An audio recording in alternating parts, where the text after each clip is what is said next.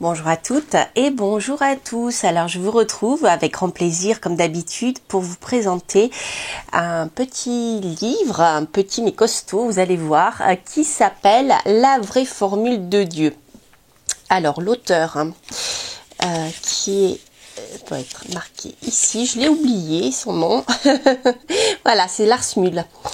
Donc aux éditions Guîtres et Daniel. Alors cet ouvrage, comme vous le voyez, La vraie formule de Dieu pour les anges des villes et autres esprits libres, s'appelle. Alors c'est un livre qui est très très intéressant, qui pousse à la réflexion, puisque l'auteur présente notre lien que l'on a, nous humains, avec le divin. Et il le présente à travers des textes, donc des textes bien sûr bibliques, mais pas que. Voilà. Mais bien sûr, si vous vous intéressez à l'araméen, si vous vous intéressez à l'histoire du Christ, etc., vous trouverez ici plein de choses intéressantes par rapport aux écrits et justement cette fameuse formule de Dieu dont nous parle l'auteur, qui est avant tout, je dirais, personnel, mais il se base sur des écrits que j'ai trouvé très intéressants. Et aussi, ce n'est pas uniquement que biblique ou en se basant sur l'évangile de Saint Jean ou autre. Il fait aussi un parallèle avec les chakras dans des exercices, parce que c'est un livre qui est à la fois je dirais philosophique quelque part, parce que c'est une analyse personnelle de l'auteur, mais il y a des exercices, beaucoup d'exercices à la fin, même à la fin, pour plus de la moitié du livre d'ailleurs, il y a des exercices de visualisation, des exercices de respiration, pour justement faire en sorte que l'on se sente bien. Donc il y a une partie développement personnel qui est présente dans ce livre, mais aussi développement spirituel. Voilà pour le résumé. Donc c'est rigolo, c'est un livre que je trouvais sympathique parce que vous voyez, il ressemble à un missel en fait. Je ne sais pas si vous voyez. Donc il est relié. Alors là, la couleur c'est vert foncé, très très foncé, vert sapin. Vous avez ici un tranche-fil, voilà. Et c'est un livre qui va durer dans le temps, puisque c'est un livre où les cahiers sont cousus. Voilà. Vous voyez ici, ça vous permet de voir si un livre va durer dans le temps. Les cahiers comme ça qui sont cousus, d'accord, vont durer beaucoup plus dans le temps que les dos carrés collés, comme on appelle. En fait, les cahiers sont coupés, c'est collé, donc dès qu'il y a une page qui commence à partir, voilà, c'est fini. Là, c'est un livre qui va durer dans le temps, donc de super qualité. Et voilà, je trouve sympa parce qu'on a un petit missel, vous pouvez le mettre dans votre sac. Et bien sûr, il est doré, je ne sais pas si vous voyez. Voilà. Voilà, on a une vraie dorure ici avec le carton qui est embouti. Alors, je ne sais plus si je me mélange les pinceaux dans le façonnage, dans le terme, mais voilà, vous voyez, en fait, c'est pas en relief, la dorure n'est pas en relief, elle est incrustée, ce qui fait que, au niveau de l'usure, il n'y a pas d'usure sur le doré, puisque le doré est incrusté, je dirais, dans le carton. Voilà, il ne dépasse pas. Donc c'est vraiment un ouvrage de super qualité. Donc vous voyez derrière vous avez des lettres hébraïques, puisque la formule de Dieu, avec indiqué se relier à la spiritualité, à notre nature divine, à l'amour. Voilà. Alors je vais vous présenter le livre, un peu sa structure. Donc vous avez ici une introduction, avec voilà le sommaire. Donc il y a la petite histoire, la présentation des gardiens de lumière. Vous voyez donc toute la période de Yeshua à Jésus et inversement. Ce lieu qui en réalité est un état d'être, etc., etc. La formule de Dieu. Les méditations d'Ouroboros, donc comme je vous le disais, c'est un livre aussi qui va aborder d'autres spiritualités. En fait, un parallèle va être fait entre notre culture judéo-chrétienne et donc sur le plan spirituel, bien sûr, Vraiment, j'insiste sur le plan spirituel. On n'est pas dans la religion, c'est pas dogmatique. Hein. Il y a des, voilà, il va s'appuyer sur des écrits, mais en même temps, il va faire un parallèle avec les chakras. Bien sûr, il va faire un parallèle avec l'ouroboros, etc., etc. Ensuite, vous avez des exercices et des exercices. Vous voyez, à partir de la page 91, nous sommes en pratique. Donc, le livre fait environ 220 pages, à 219 à la bibliographie. Et donc, la première partie, à partir de la page 91 jusqu'à 219, vous avez à peu près 120 pages de pratique. Donc il est très intéressant parce que c'est pas un ouvrage qui est uniquement philosophique, c'est un ouvrage qui est aussi pratique. Donc, alors oui, je voulais vous parler de ce petit symbole qui est ici. Vous allez comprendre pourquoi. En fait, ce symbole, moi je le connais déjà en tant qu'astrologue puisqu'il va représenter le soleil, mais en fait il ne représentera pas que ça. C'est le symbole de la divinité.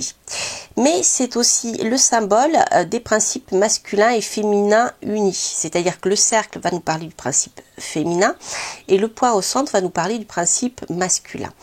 C'est pas l'union entre l'homme et la femme, c'est l'union entre les deux principes qui fait que on a les deux en nous et si on arrive à réunir ces deux principes féminin et masculin, eh bien on arrive à ce qu'on appelle notre état complet, notre complétude. Et ce qui est intéressant aussi, c'est que pour arriver à cette complétude, eh bien, il faut arriver à toucher le centre, c'est-à-dire notre nature divine. Donc l'auteur explique que dans toutes les cultures, quelles qu'elles soient, on a tous, tous les êtres vivants hein, sur Terre, proviennent tous d'une étincelle divine. Et cette étincelle divine, ce paradis ou cet état, cet endroit céleste divin, existe en chacun de nous. Il n'est pas à l'extérieur, il est à l'intérieur. Et pour arriver à se sentir bien dans notre vie au quotidien et à se sentir bien dans notre vie et en soi, il faut arriver à se connecter avec cette petite étincelle divine qui est en nous. C'est-à-dire qu'il faut arriver aussi au centre. D'accord, il faut pas louper le centre, comme on dit, pour être soi, pour retrouver sa partie divine. Il faut viser le centre et pas être détaché, hein, pas être diabolin en fait. Voilà. Donc c'est très intéressant parce que donc c'est un livre qui va nous parler surtout de ça et qui se veut vraiment pratique. Alors, qu'est-ce que je voulais vous dire d'autre? Oui, je vous ai présenté l'Ouroboros.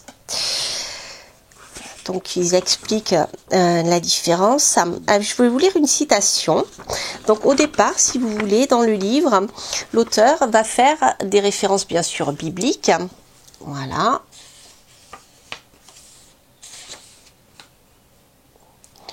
Donc, jusqu'ici, à peu près. Et puis tout au long du livre, en fait, il fait toujours des références à l'arbre séphirotique aussi. Enfin, je vais y revenir. Mais déjà, au départ, il a noté une citation que je trouve très intéressante. Je vais vous la lire. D'accord ? Si tu cherches le royaume des cieux, donc Dieu en fait, hein, en dehors de toi, tu cherches en vain parce que le ciel est en toi. Donc c'est très intéressant. Donc comme je vous le disais, c'est un livre qui est aussi très basé développement personnel et spirituel. Il fait bien sûr dans ce livre forcément, hein, puisqu'ici nous sommes dans la tradition judéo-chrétienne, il va bien sûr faire un parallèle avec les 22 lettres hébraïques, d'accord, que l'on trouve dans l'arbre séphirotique. Et bien sûr, il nous explique qu'une lettre est une porte qui conduit au royaume supérieur. D'accord ? Donc c'est pour ça d'ailleurs que dans le tarot de Marseille, on retrouve ces 22 lames qui sont aussi bien des portes pour accéder à quelque chose, à une forme de sagesse aussi. C'est ce que disent d'ailleurs les chercheurs dans le domaine ésotérique. Alors bien sûr, il va nous parler du principe féminin et masculin. Et ensuite, à partir de la partie pratique, donc ici, à la page 90...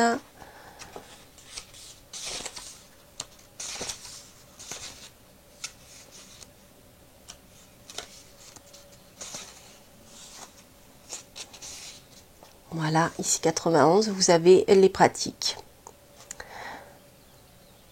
Voilà, donc il nous le dit clairement et je suis d'accord avec lui, c'est comme tout travail quel qu'il soit. Hein, le travail spirituel fonctionne-t-il? Il n'y a qu'un moyen de le découvrir, pratiquer. Dans le passage suivant, je partage avec vous un certain nombre d'exercices qui proviennent d'une tradition vieille de près de 3000 ans, celle des gardiens de lumière. Donc il vous explique tout ça dans le livre. Ensuite, je regarde mes notes parce que j'ai marqué plein de choses que je voulais pas oublier de vous dire. Donc parmi les exercices, il y en a plusieurs et en général, il fait beaucoup référence dans son travail. Il fait travailler 2 chakras principaux, c'est-à-dire que,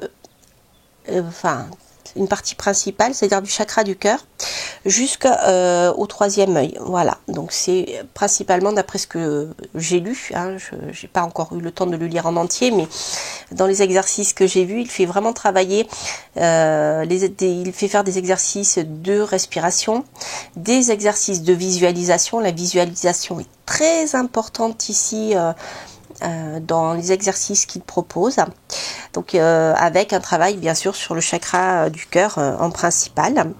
Il propose aussi des mantras, des prières. Alors avec les noms araméens, il donne des traductions, je dirais en français, qui sonnent peut-être pour certains d'entre nous, voilà, qui font peut-être référence à notre éducation un peu stricte, donc des fois ça bloque un peu.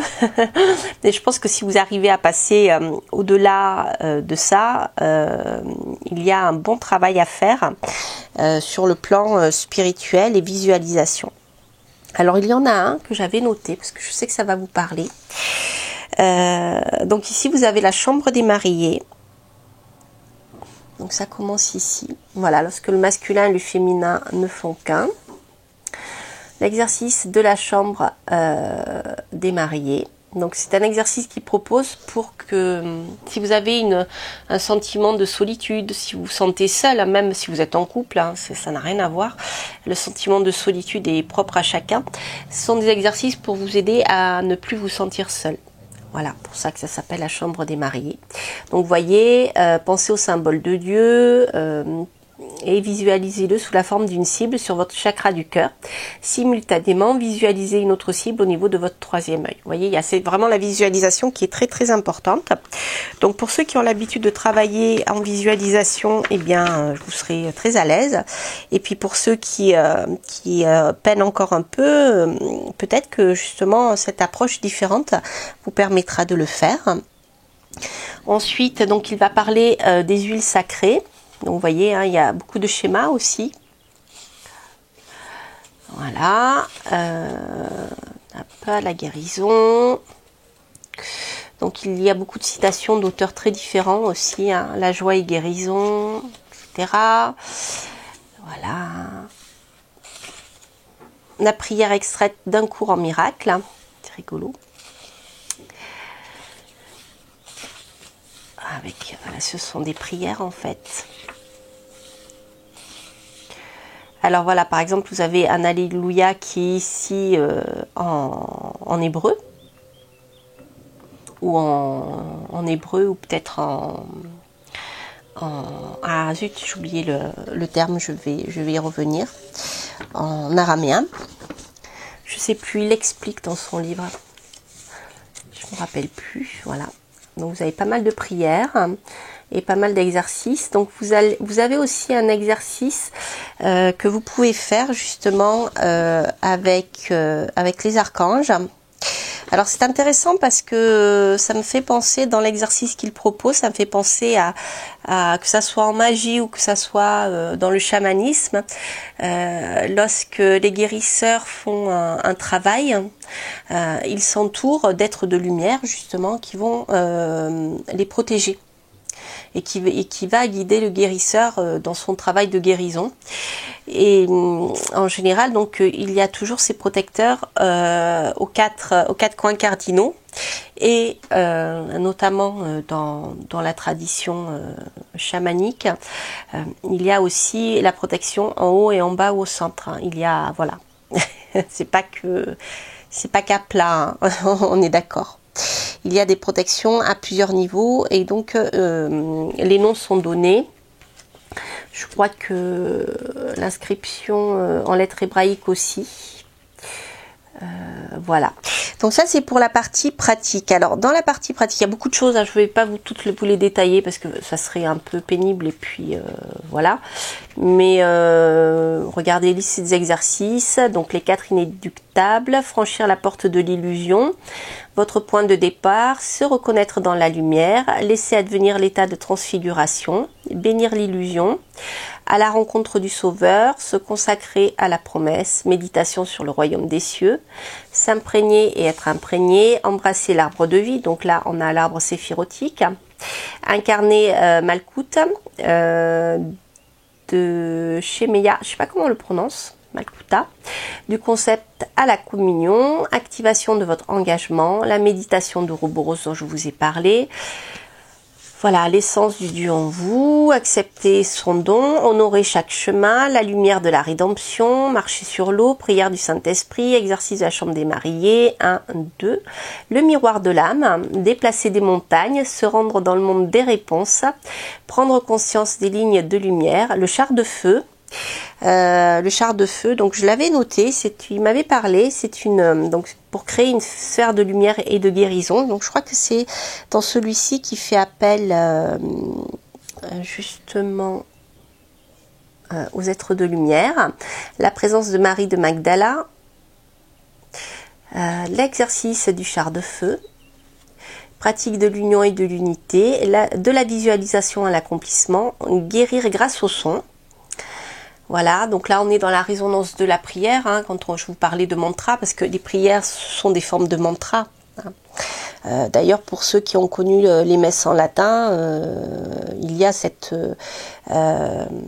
son qui a été voilà, qui est particulier. Hein, même si vous écoutez les chants grégoriens, etc., vous voyez qu'il y a quelque chose de très particulier dans ces vibrations-là, et c'est pas par hasard, hein, on le ressent, les vibrations de la voix, les vibrations du chant, les vibrations du son, en fait, hein, dans les mantras, dans les prières, parce que les mantras ce sont des prières aussi.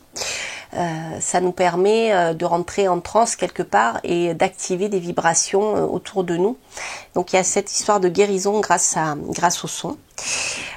Prière, poème, paroles et bénédictions. Donc vous voyez, c'est assez complet, c'est très très riche de plein de choses. Donc je peux pas tout vous détailler parce que ce serait beaucoup trop long. Bien sûr, en bas vous avez ici eh bien toute la bibliographie sur l'araméen notamment. Donc si vous vous intéressez à cette période-là et à l'araméen, vous pouvez aller regarder ça. Plusieurs sources d'inspiration. Vous voyez, on a Leonard Cohen, c'est sympa. On est dans la musique. Jung aussi, avec le livre rouge. Voilà. Alors après, pour terminer, je voulais vous lire un petit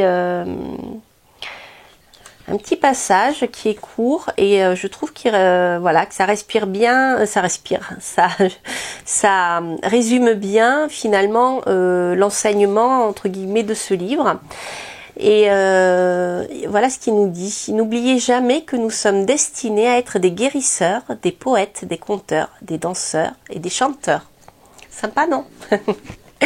Voilà, j'espère que cette revue vous aura plu.